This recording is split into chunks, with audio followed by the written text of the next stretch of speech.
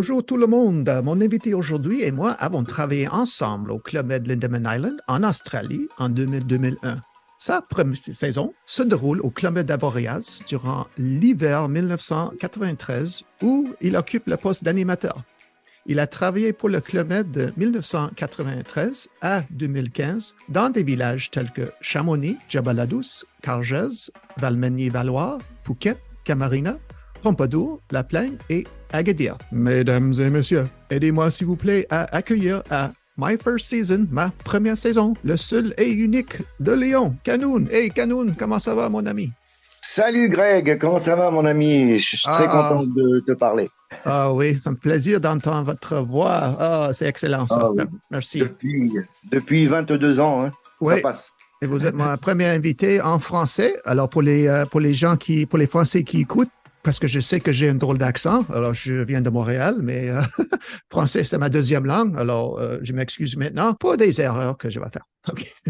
Eh bien, bonjour à tous nos amis et nos cousins canadiens. Ah, merci beaucoup. Alors on va commencer vite fait. Mais avant votre première saison, OK, d'Avoriaz, qu'est-ce que tu faisais avant le club? D'où venez-vous? Où viviez-vous?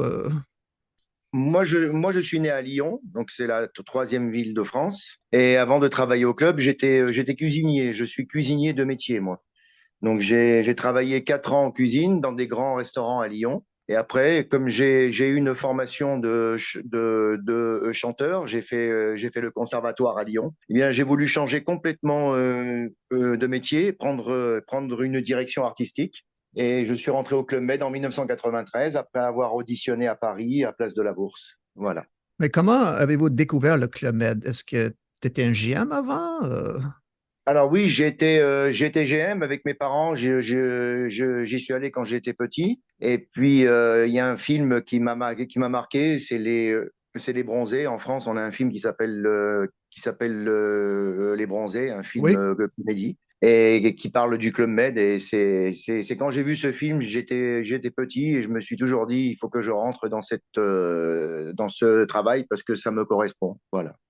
Quel village de Club Med est-ce que tu as visité? Alors, quand j'ai été petit, Oui. j'ai visité des villages qui n'existent plus maintenant, hein, comme Oh, Cadaqués, l'Espagne, la Croatie aussi. J'étais en Croatie, j'étais à Djerba la Fidèle. Voilà, j'ai fait 2, 3 villages avec mes parents. OK. Est-ce que tu étais mini-club ou petit club?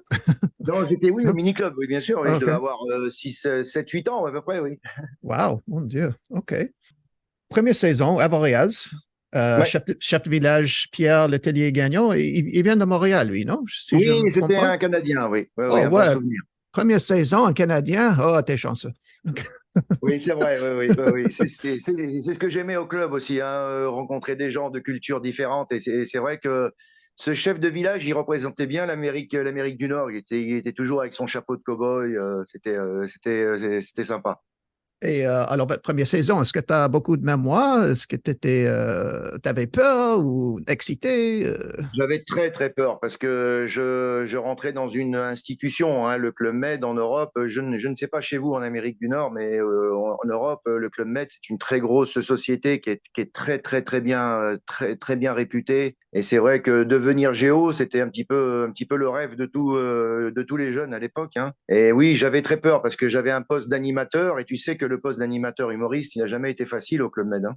Oui. C'était un peu difficile. Il fallait que je fasse les spectacles, que je fasse rire les gens toute la journée. Et moi, j'arrivais comme ça. J'avais pas la culture du club encore. Donc, c'est vrai que oui, j'ai eu peur au début.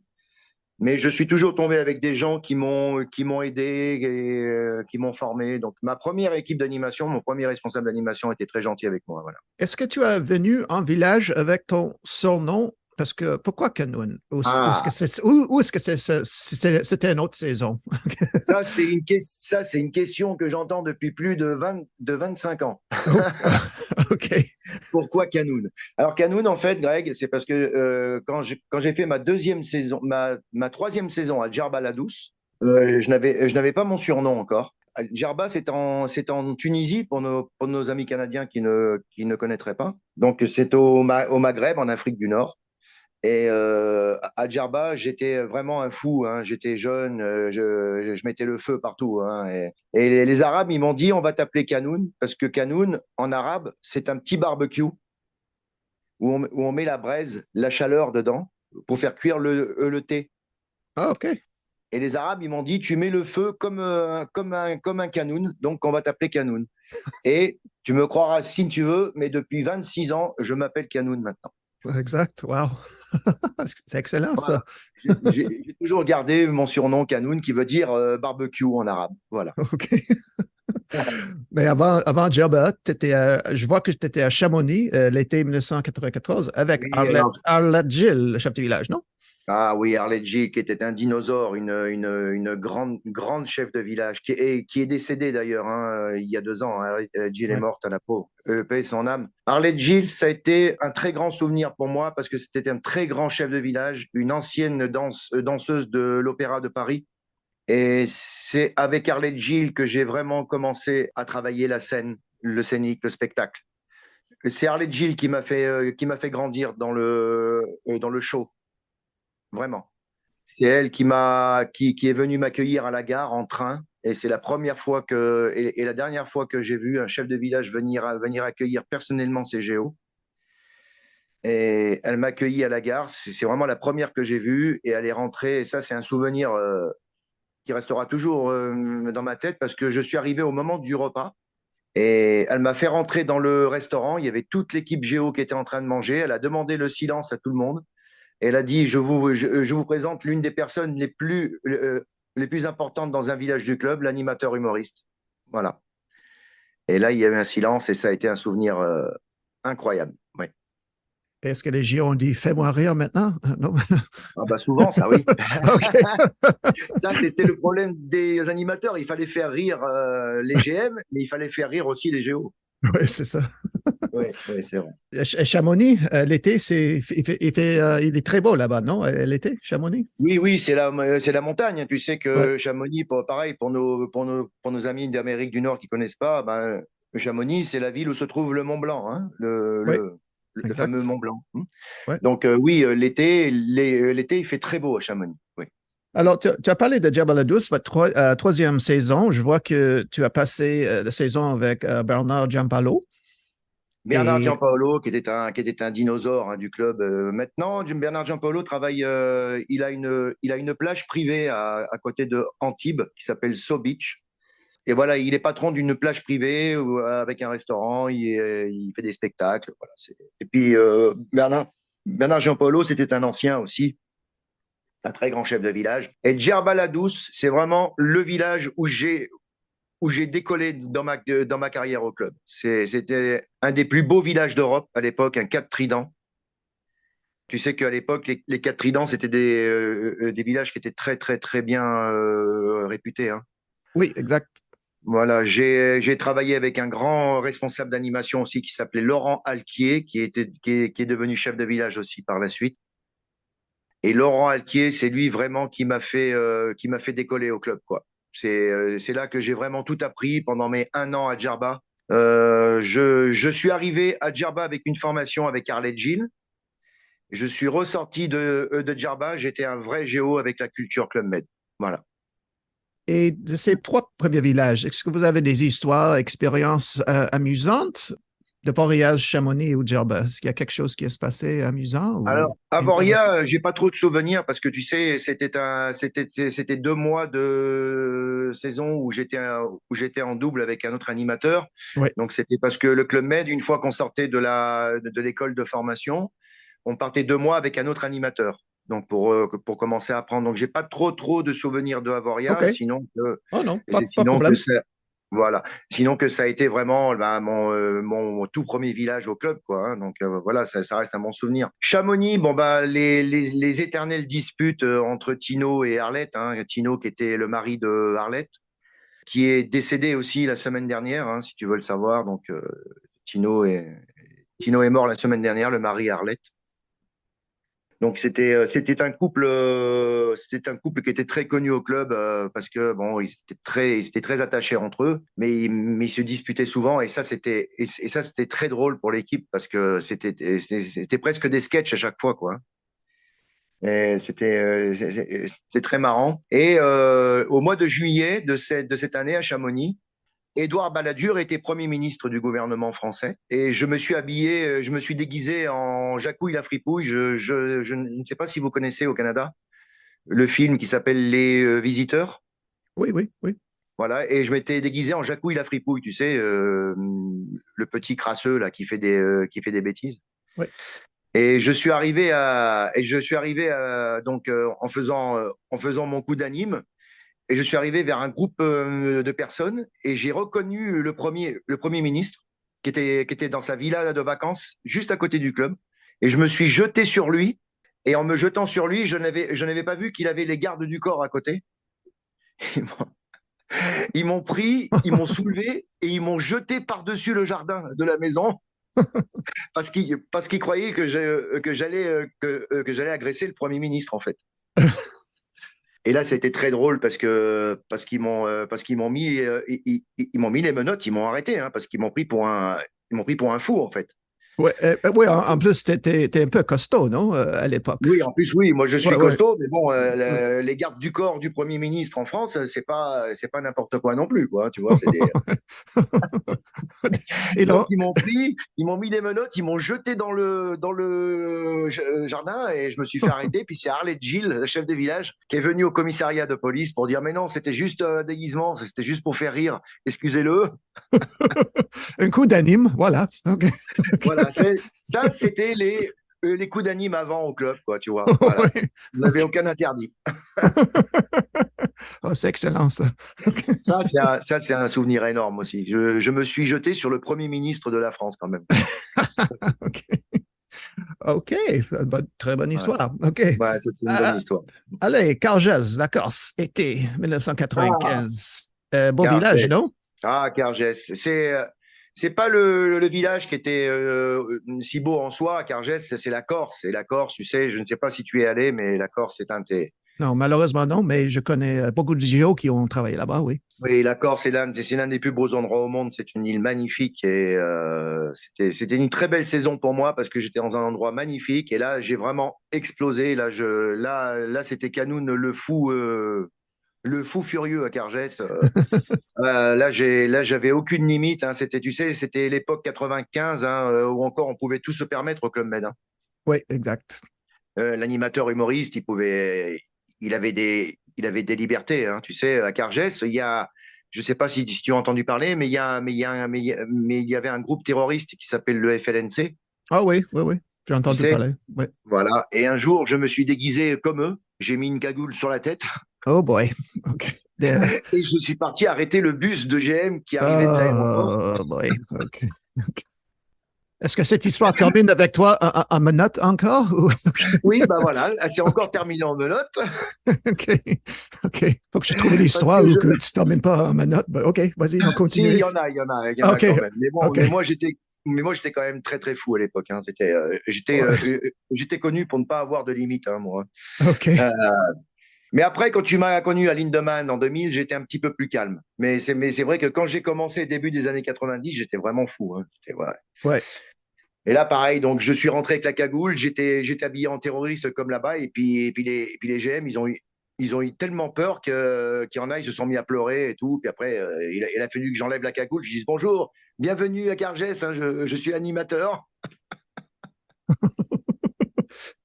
OK. C'était terrible, mais bon, non, non, ça a été un Euh, très bon souvenir, Cargès. Oui, c'était avec Gérard Parachou, le chef de village. OK. Alors, si on peut, je vais passer à l'hiver 99, à Oui. Valmenier-Valois, où tu as rencontré, je crois, pour la première fois, le chef de village incroyable Gibus de Ah bah voilà, Romanette. 1999, bah je suis arrivé au mois de décembre parce que je n'avais pas de village, parce que j'avais pris un hiver pour me reposer, parce que j'avais beaucoup travaillé au club là depuis 93. Donc j'étais un petit peu fatigué, j'avais pris un hiver pour me reposer et Gibus qui était à Valmenier-Valois, c'était son premier village à Gibus. Hein, il venait d'être chef de village et il avait un responsable d'animation qu'il a renvoyé qui était pas bon. Et le Club Med, ils m'ont téléphoné pendant mes vacances. Ils m'ont dit Canoun, on a besoin de toi parce que l'animation, ça va pas du tout à Valmenier. On a un jeune chef de village qui s'appelle Gilbert Burgio à Gébus. Il faut que tu ailles nous sauver, quoi. Donc, je suis arrivé, Et puis Gibus, il m'a accueilli. Puis là, ça a été le début d'une grande histoire, voilà, avec Gibus, que tu as connu aussi, hein, bien sûr, Greg. Tu étais là avec Marcella aussi, non? Je crois. Voilà, Yes. Marcella, oui, avec Sonia, avec Ouais, Julien, ouais, tous ceux, exact. tous ceux qui étaient à Lindemann après, quoi. Donc là, on a passé une superbe saison avec Gibus. Là, ça a été aussi le feu, hein. Oh là là, on faisait les imbéciles sur la piste de ski et tout. C'était terrible. Ouais, ouais, Valmeunier. On était parti au mois de décembre quand je suis arrivé. La note d'animation était catastrophique. Quand on a fini au mois d'avril, bon, bah, c'était tout bon, quoi. On avait explosé les chiffres parce que j'avais entraîné Gibus avec moi dans mes délires d'animation. Puis voilà, c'était un grand village aussi, une grande saison aussi, Valmeunier. C'était un village qui était pas beau, un vieux village qui était en train de mourir, quoi. Mais par contre, il y avait une équipe du tonnerre, hein. Voilà. Oui, et elle a envoyé pas mal de gens à Lindemann. Mais moi, j'ai une Tout à question, fait. parce que toute ton carrière, tu étais en Europe. Maintenant, est-ce que tu as parlé anglais avant d'y aller en Australie? Ah, ça, tu t'en rappelles, hein? Est-ce que tu avais quelques phrases, même un mot d'anglais ou non? Rien du tout. Alors, tu sais, Gibus, à la fin de la saison à Valmeunier, au mois de mars, il m'a dit, Canoun, j'ai une grande nouvelle à t'annoncer. Je t'emmène avec moi en Australie pour 1 an. Je lui fais comment? Je lui fais Gibus, je ne parle pas anglais. Je ne parle pas du tout anglais. Tu m'emmènes dans un endroit où il n'y a pas de français, quoi, où il faut parler que anglais. Il m'a dit, tu vas y arriver, tu as du talent, ne t'inquiète pas, j'ai confiance en toi. Et là, on est parti à Lindemann, donc, et puis on a fait la saison, voilà, que tu connais parce que j'ai eu le plaisir de faire ces 1 an avec toi et ça a été très dur. Les 2 premiers mois, ça a été très, très difficile pour moi à Lindemann parce que tu comprends, hein, je ne Ah parlais pas oui, anglais. oui, oui, non, même moi, j'avais la misère de comprendre l'accent australien et Nouveau-Zéland. Parce que je me souviens, le premier jour, j'étais à la table avec Marcella et j'avais la misère à comprendre. Et je regarde le visage de Marcella, il est tombé tout blanc. J'ai dit, qu'est-ce qui se passe? Je dis, mais Greg, c'était anglais. Si toi, tu n'arrives pas à comprendre qu'est-ce que je dois faire? Elle est en train Alors de... tu te rends compte, moi, j'étais animateur humoriste, c'est-à-dire c'est le poste qui doit être toute la journée avec les gens et je Oui, savais pas parler l'anglais. oui. Ça a été terrible, Comment, ça a comment, été terrible. Ouais. alors, est-ce que pendant la soirée, tu as appris quelques mots, quelques phrases Alors, c'était d'anglais? drôle parce que tu te rappelles du sketch que je faisais, le Prestibidon, tu te rappelles de ce Oui, oui, sketch-là? oui, oui. Eh bien, au tout début, quand je suis arrivé à Lindemann, je ne sais pas si tu te rappelles, mais je faisais le sketch avec mon morceau de papier où j'avais écrit les phrases à dire en anglais. Ah oui, Tu ouais, te rappelles? ouais, J'étais ouais, en ouais. train de faire le sketch avec mon papier pour lire ce que je devais dire en anglais, mais ça, c'était un souvenir énorme, ça. Mais en tout cas, je remercie la clientèle australienne et néo-zélandaise aussi parce que ça a été des gens très, très, très gentils. Et j'ai appris l'anglais avec eux, en fait, parce que comme on était obligé de manger avec les clients, avec les GM, et ben, au fur et à mesure de parler avec eux, ben, j'ai appris l'anglais, en fait. Voilà. Ouais, exact. Ouais, Et ouais. grâce à toi aussi, parce que je me rappelle, tu m'as appris beaucoup aussi, hein. Tu me disais, on dit comme ça, on parle pas comme ça, on dit comme ça. Tu m'as beaucoup formé aussi. Je ne sais pas si tu t'en rappelles, mais tu m'as beaucoup formé à l'anglais aussi. Avec Joker aussi, qui parlait, Ouais. Joker parlait un peu français aussi, hein. Ah oui, Oui. oui, oui, il a Voilà, appris, ouais. il est américain, mais il a appris au club. Oui. Voilà, Joker parlait un peu français aussi, donc c'est tout grâce à des gens comme toi et Joker qui m'ont aidé un peu, quoi. Mais c'est vrai que c'était dur quand même. Lindemann Island, les 2, 3 premiers mois, ça a été très, très difficile pour moi, hein, parce que je parlais pas un mot d'anglais et j'avais un poste où il fallait que je parle tout le temps. Donc, c'est pas comme dans les bureaux, tu vois. Oui, exact. Moi, il Exact. fallait que je sois avec les clients toujours. Les premiers jeux apéritifs, il fallait que je les fasse avec mon papier, avec toutes les phrases que j'avais traduites en anglais et tout. Non, non, ça a été un challenge. J'ai été très fort dans ma tête parce que j'aurais pu craquer, hein, j'aurais pu partir, hein. Mais Oui, non, on est resté 1 an et on a bien rigolé à Lindemann. oui. Et je vais juste dire une chose parce que quand Gibus faisait une fête ou une soirée, j'ai jamais vu ça dans n'importe quel village. Il y avait toujours un jeu avant la soirée ou quelque chose. Ah, les fêtes Géo avec C'était Gibus. incroyable, non? Mais est-ce qu'il faisait ça à Valmenier-Valois aussi? Parce que j'ai jamais vu ça avant Non, ou non, après. non, non, à Valmeunier-Valoir, il ne pouvait pas faire que ça parce que c'était un tout petit hôtel. OK. Et on n'avait pas la place. Et puis en plus, il faisait froid, tu sais, il neigeait et tout ça. Mais Gibus faisait ça à Djerba parce qu'il a fait Djerba après Mhm. Lindemann. Il a fait. Mais Gibus était réputé pour ses fêtes géo. Oui, j'ai jamais Oui. vu ça dans tout mon 10 ans au Club Med. Jamais vu ça dans ma Et, vie. sur- et surtout pour l'équipe d'animation parce que c'était moi qui devais préparer tout ça. Oui, oui, oui, exact. Les fêtes géo de Gibus, c'était bien pour les géos, mais pour l'équipe d'animation, c'était ouf. Même, C'était même, très très dur. ouais, même à part des fêtes JO, on fêtait pas mal, hein, parce que J-Bus, il aimait des fêtes, hein, parce que, Non, mais Gibus, et- c'était quelqu'un qui aimait les fêtes. Il aimait son ouais, équipe. ouais, Gibus avait son équipe. Il avait sa cour, comme je dis. Tu sais, la cour du roi. Il ouais. avait ses géos avec lui. Gibus était un chef de village atypique, mais c'était quelqu'un qui était très près de son équipe. C'est vrai. Moi aussi, hein, je n'ai jamais retrouvé ces fêtes géo autre part. Ouais. Ouais. Même, J'imagine. même la sortie de chef de service, je ne sais pas si tu t'en rappelles, dans le catamaran, là, Oh, c'était. ouais, est-ce que c'est là que tu as tombé dans l'eau en train de pêcher Ouais, ou? ouais, je OK. suis tombé dans l'eau. Oui. Et là, en Australie, tu ne veux pas tomber dans l'eau, vraiment. Ah, c'est dangereux. Il y a tous les animaux dangereux dans le monde. Il y a 7 ou 8 animaux les plus dangereux au monde Oh là là, oui, en oui, oui. Australie. Oui. Et moi, quand j'ai arrivé, il faisait, il y a un soir où il pleut. Et des gens, des Grecs, il faut pas lécher les grenouilles. Je dis quoi? Ah, oui. Je sais que tu veux lécher les grenouilles, mais on fait pas ça ici, ils sont Oh toxiques. là là. Je dis, ah, Moi, je. qu'est-ce Oui, que- oui, non, mais non, non, mais c'était dangereux l'Australie. Hein. Il y avait des animaux. Attention, moi, le deuxième soir que je suis arrivé, je me suis fait attaquer par les tuk-tuk. Ah oui, Tu te rappelles les tuk-tuk? oui, des oiseaux qui étaient au restaurant L'Annexe, c'est ça? Oui, les oiseaux Ouais, préhistoriques. ouais, ouais. Qu'est-ce que tu faisais, Canoun? Ben, un soir, je suis rentré de la discothèque. Il était 2h30 du matin. T'avais un sandwich? Voilà, j'avais un sandwich dans les mains, tout ce qu'il fallait, tu sais, et je me suis trompé de route parce que je ne connaissais pas le village. C'était le deuxième soir. Ouais. Et, et au lieu d'aller en bas, tu sais, avec l'espèce de bus là, Mhm. je me suis trompé, je me suis dirigé vers l'intérieur de l'île. OK. Et il y a un moment, je me suis retrouvé face à 5 ou 6 tuk-tuk qui étaient devant moi sur la route. Et moi, je leur ai, et moi, j'ai fait un grand bruit. J'ai fait, allez, barrez, partez, allez, partez. Et là, ils se sont mis à me courir dessus. Mais j'ai cru revivre une scène de Jurassic Park avec les vélociraptors, tu sais. J'ai couru. Ils m'ont couru derrière pendant 200 mètres. Et je suis rentré dans ma chambre et je me suis barricadé. J'ai appelé Gibus parce que j'ai dit, je suis en train de me faire attaquer par une bande d'oiseaux et lui, il était mort de rire. Enfin, Ben ouais, ouais, ouais. ah J'imagine. ouais, c'était un Est-ce que grand moment. est-ce que t'as gardé le sandwich? Non, non, non, j'ai tout jeté, le sandwich par terre.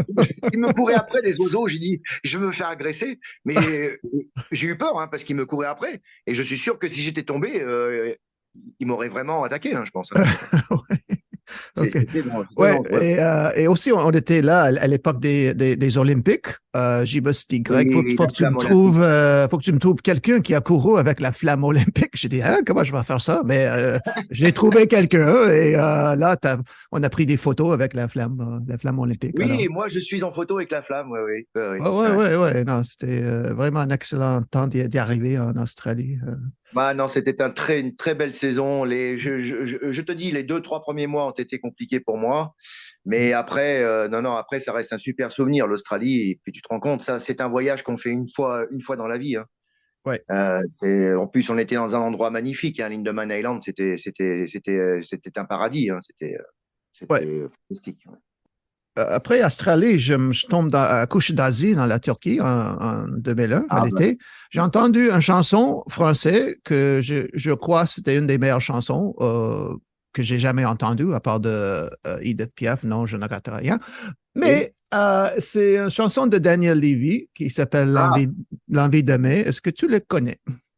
bah oui, parce que comme je suis chanteur aussi, hein, tu le sais. Donc, Oui, oui. Et oui, ça bien sûr. fait 22 ans, j'ai pas entendu. voix en train de chanter. Est-ce que tu peux chanter quelques barres de cette chanson? Oui, j'ai bien que oui, Daniel Lévy, on le connaît très bien en France. Hein. Ça a été le chanteur qui a principal de la comédie musicale Les Dix Commandements. Je ne sais pas Oui, si sont venus jouer au Canada. j'imagine, oui. Mais moi, j'ai entendu cette chanson au théâtre en Turquie et il m'a arrêté complètement. J'ai dit, c'est quoi cette chanson? C'est quand tu l'aimes une chanson la première fois, c'est très Ah, rare. c'est une chanson magnifique et Daniel Lévy est mort aussi. Il est décédé il y a 3 ou 4 mois aussi, le pauvre. Hein. Ah, Il est mort ouais. d'un cancer. Ouais. Eh bien, je vais te chanter les deux premiers couplets, puis voilà. Hein. Oui, merci. C'est tellement sain, l'amour, tellement possible, l'amour, à qui l'entend, regarde autour, à qui le veut, vraiment, ce sera nous dès demain.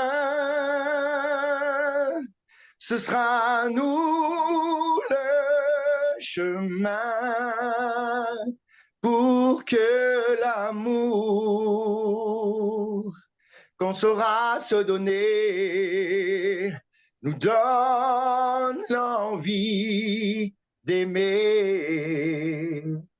Hoppa! Ah, merci, Canon. Ah, De rien, mon petit Greg. ça me fait plaisir d'entendre ça. Merci beaucoup. Avec plaisir. C'est excellent. Je vois après que tu as fait une dernière saison avec Gibus en 2013-2014 à La Plagne.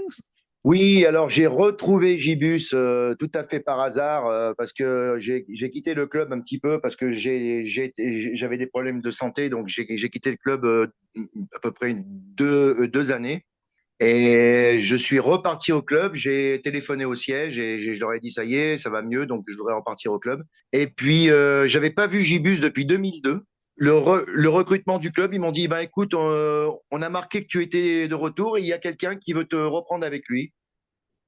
Et ils m'ont dit c'est Gibus. Je fais c'est pas possible. Il se souvient de moi 10 ans après quand même. Il me dit oui, il veut te reprendre pour la saison. Et il m'a envoyé. J'ai repris à La Plagne en 2012, donc avec Gibus.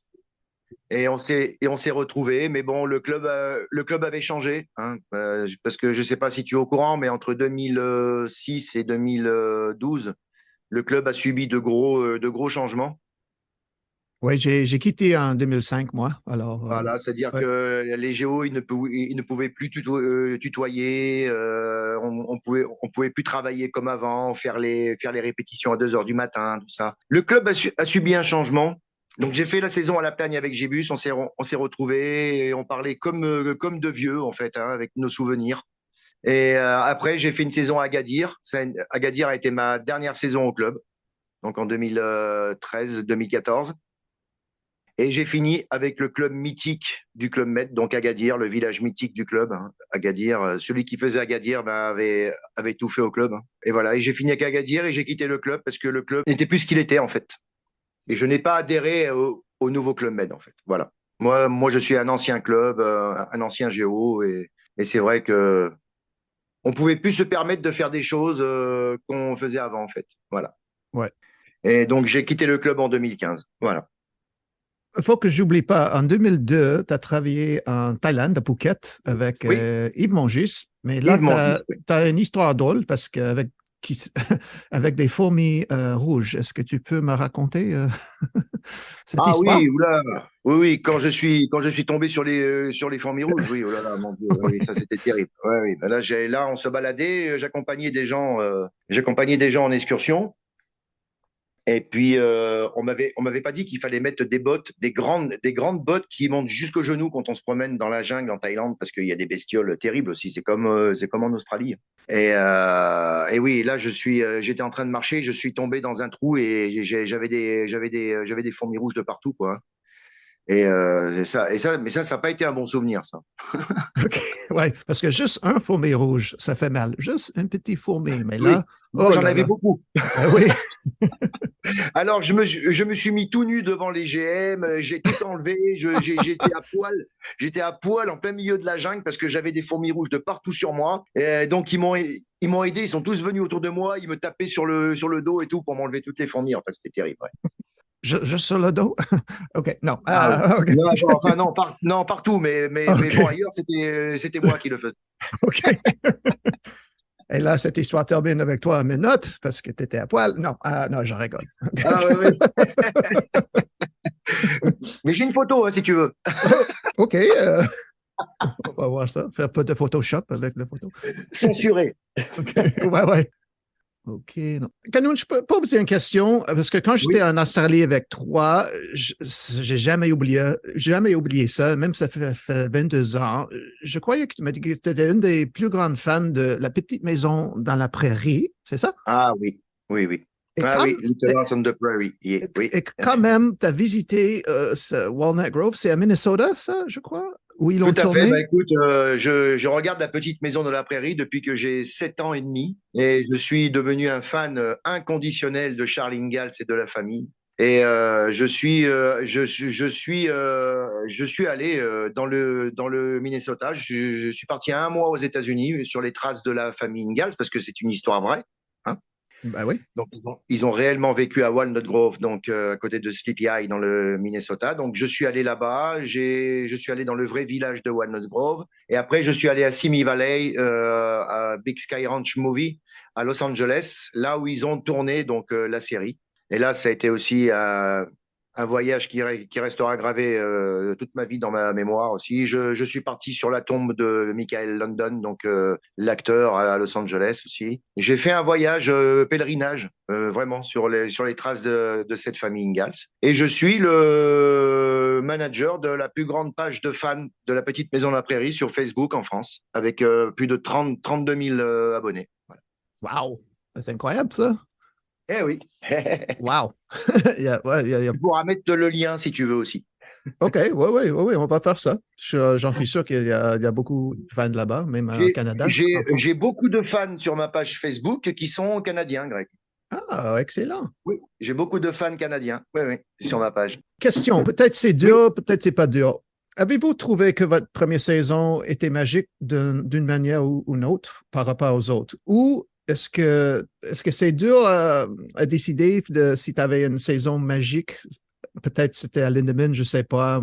Moi, Lindemann, vraiment, oui, c'était une saison magique, mais est-ce qu'il y a une saison que tu mets devant tous les autres ou Moi, non? je vais mettre, la saison que je vais mettre devant tous les autres, c'est celle de Cargès.